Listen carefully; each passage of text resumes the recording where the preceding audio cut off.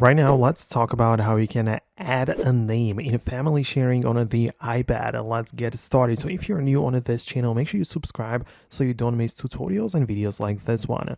Well, basically, if you want to manage the names of the people that you see, well, it kind of depends on multiple different things. First of all, your name will be visible to other people, either the way that you have it set up in here, like in your iCloud settings, so the first name and last name. But it's also very likely that the family sharing is people that have you saved in their contacts.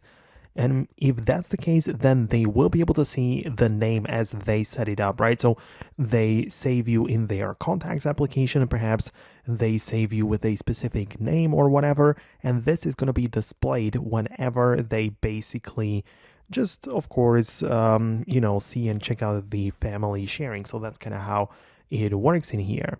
So yeah, of course, you can manage it for yourself. So if you want to change how you see the other people within family sharing, you can tap on them and basically click on the profile that appears, and you can literally just move to the contacts application and change the name there. But it will only be applicable to your case, right? Because you can only customize the way you see other people, because you have also the contacts saved. So if you change the name, they will appear different, but this is the only way we can change it. So I hope it all makes sense.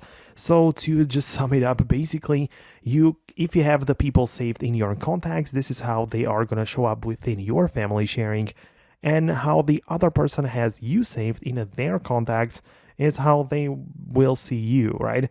So that's how it works. Let me know what you think about that below in the comments. Most definitely subscribe for more, and I'll see you later in the next videos.